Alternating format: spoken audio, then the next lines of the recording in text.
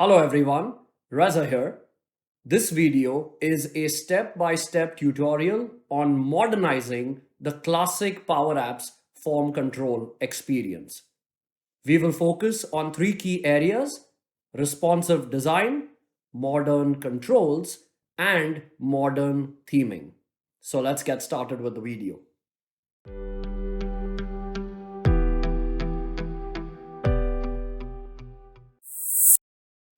The scenario here is to modernize the edit form control experience in PowerApps.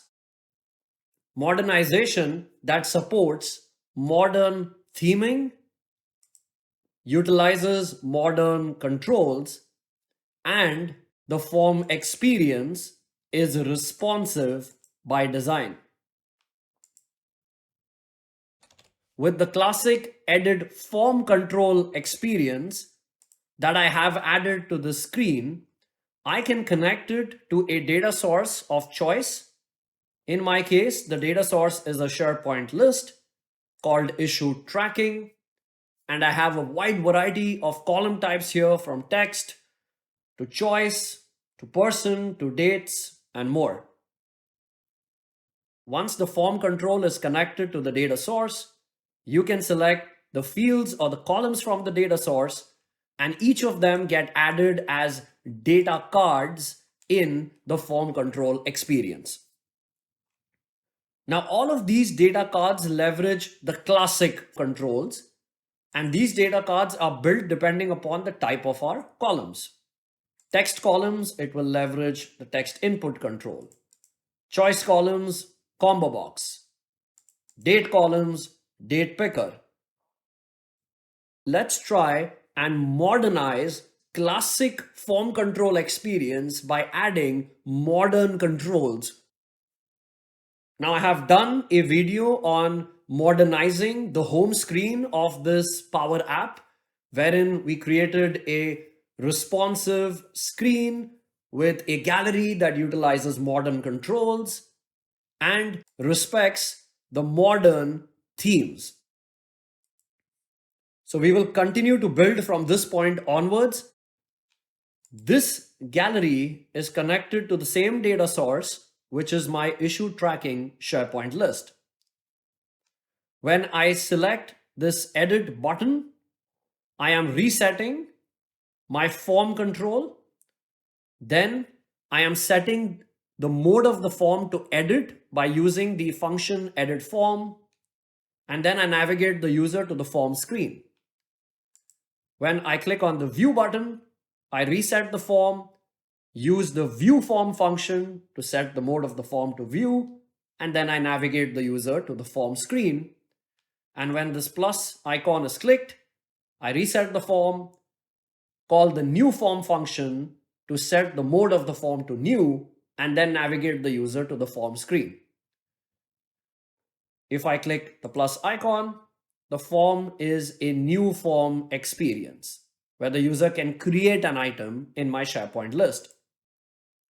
If I select an item to edit, it will open the edit form experience where I can modify that selected item. And if I select an item to view, this will show me the data of that item in a read-only experience. The form control has a property called item. This points to the gallery on my home screen, dot selected. The first card is a column called title of type single line of text. I will go to advanced and unlock the data card so I can make changes to this. With the card selected, I will go and insert the modern text input control. The classic control, I do not need it, so I will delete it. This will result in a few errors in the card, which we will fix shortly. I will place this modern text input control right here. This control, I will rename to text input title. The errors here, the first one is related to the error message label control, which is a part of the data card experience. This had references to the classic control that I deleted. So all I have to do is replace that reference with my modern text input control. And the other error is related to the update property of the data card. This I will replace with my modern text input control dot value. I'll select the modern control in the data card.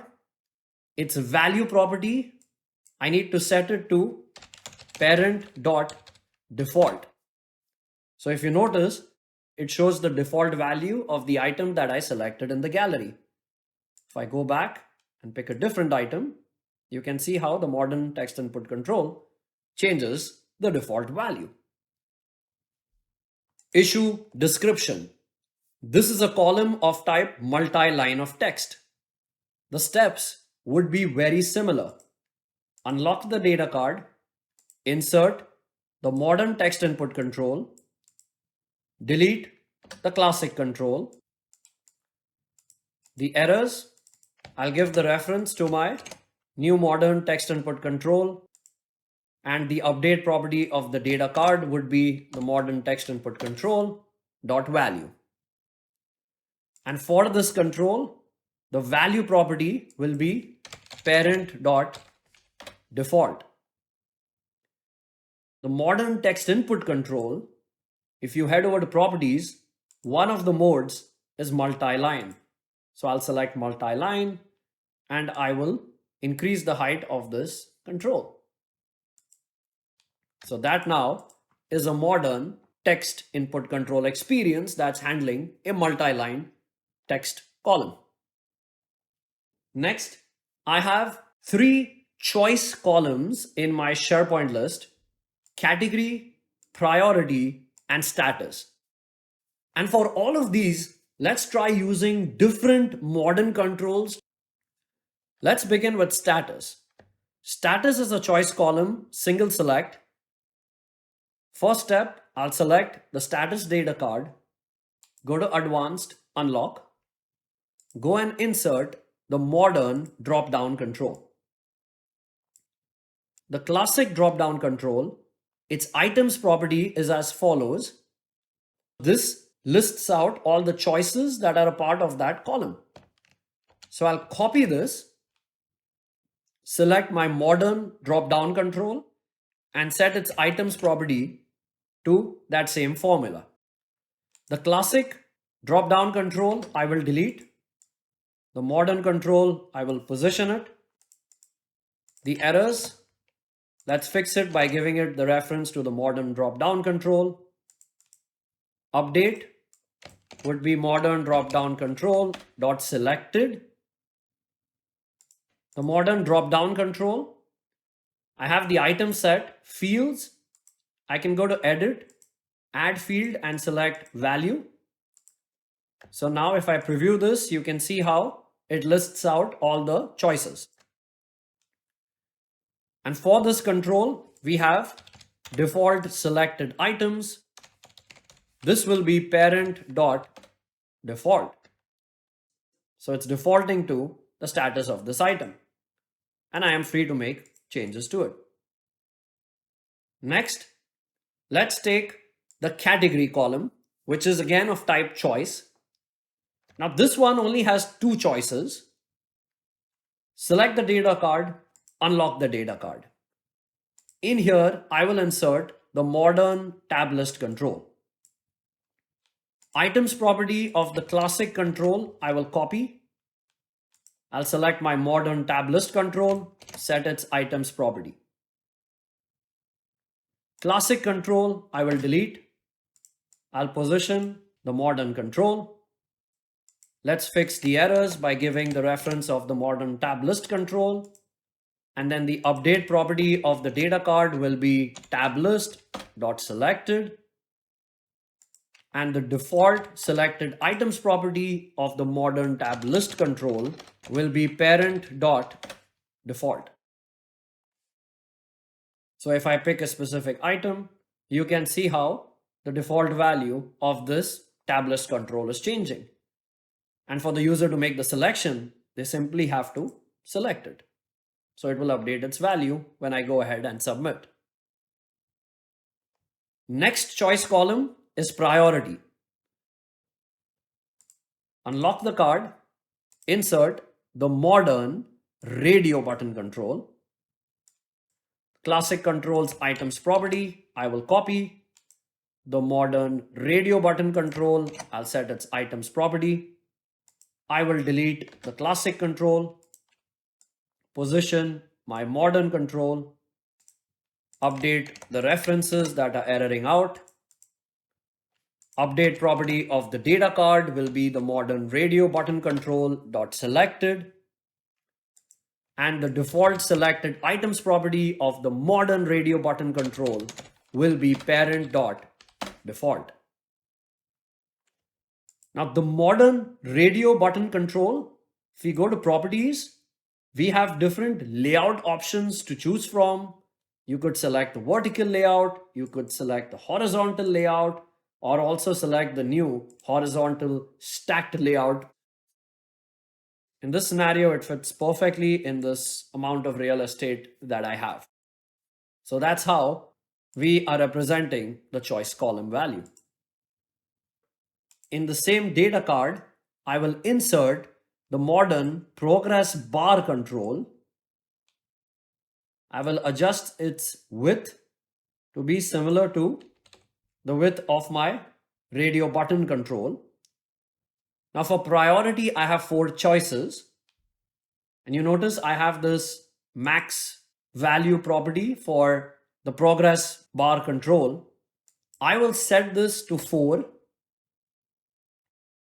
And the value property of this control will be switch my radio button control dot selected dot value. If the value is low, that's one of my choices, I'll put the value 1. If it's medium, 2. If it's high, 3. If it's critical, 4, else 0.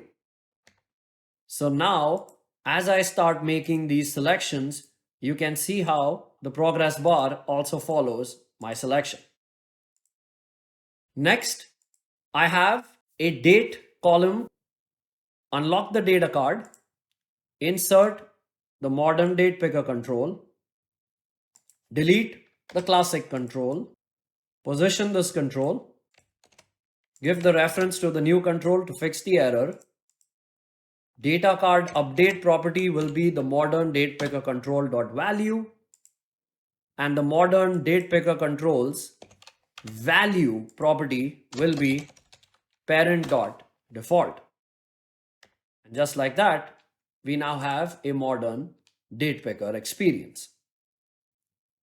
Tags is a column of type choice multi-select. Unlock the data card. Insert the modern combo box control. Items property of my classic control, I will copy. Items property of my modern control, I will paste. Properties for the combo box, fields, I'll go and add value. This will list out all those options. The classic control, delete. Modern control, I will position it right here. The references, I will update to the modern control. The update property will be my modern combo box control dot selected items. The default selected items property of the modern combo box control will be parent dot default.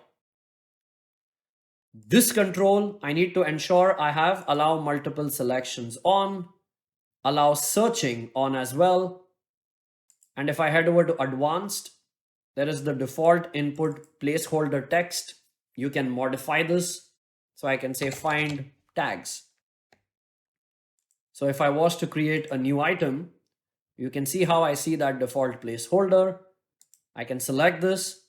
It will launch the options. I can multi-select. And I also have the ability to type and search. Active is a yes no type column. Unlock the card, insert the modern toggle control, delete the classic control, position the modern control, update the reference to point to the new modern control. Update property of the data card will be toggle control dot checked. Toggle controls checked property will be parent dot default. And if you want this label to change based upon the toggle being on or off, for the label property of the toggle control, I can use if self.checked, I will give the text on, else I will give the text off. And this I can change. I can say active, inactive. For my form control, if you notice, I've created these two sections, basic information and issue details. These are two data cards that I will select and delete. So I'll create these again. For that, select the form control, go to edit fields, and next to add field on the right hand side, there are three ellipses. It says more action. Select this and go and add a custom card. I'll go and add two custom cards in my case. These cards will be stacked right at the bottom of your form. I'll select this first one and place it right here. I will drag it across the width of my form and reduce its height. The form may not align immediately, but if I go out of the screen and come back, you will see the update come in play. And the other custom data card, I will position it right here. Once again, drag it, reduce its height, go out of the screen and come back. And now I have these two custom data cards. In the first one, I will add the modern batch control, position it on the top left. Content, I will call it basic information. The width, I will say parent.width. This batch control, select, copy, go to the other custom card, paste. And all I have to do here is update the content. I will call it issue details. So just like that, a sectionated form experience. I'm leveraging modern controls. They will all respect the modern themes. My form control experience is ready. So let's pick this one. I will go to edit, status, let's change it to in progress, priority high, expected completion date 31st of August, submit, and we can see all those updates have come into play. Now my home screen is designed keeping responsive design in mind. But if I head over to my form screen experience, you can see that this screen does not follow the responsive design principles. I am on a white screen experience. On my desktop, I'm getting this white space. If I'm viewing this on a mobile experience, the form is cutting off on the right. So let's update this screen. The first thing to do for responsive design is to go and insert a responsive container control. I will begin with the vertical container. I will position this on the top left of my screen. Width property, I will set to parent.width. Height property, I will set to parent.height. In this vertical container, the first thing I will add is my header experience that has this back icon, the label control, and this image. All of these are placed horizontally next to each other. So I will select my vertical container, and in this I will insert a horizontal container. This horizontal container, I will set its flexible height to off and give it a defined height of, let's say, 60. That's the height of my header section. I can even rename this header section. And in this, I will now want to place this icon, my label, my image. I've selected all these three controls.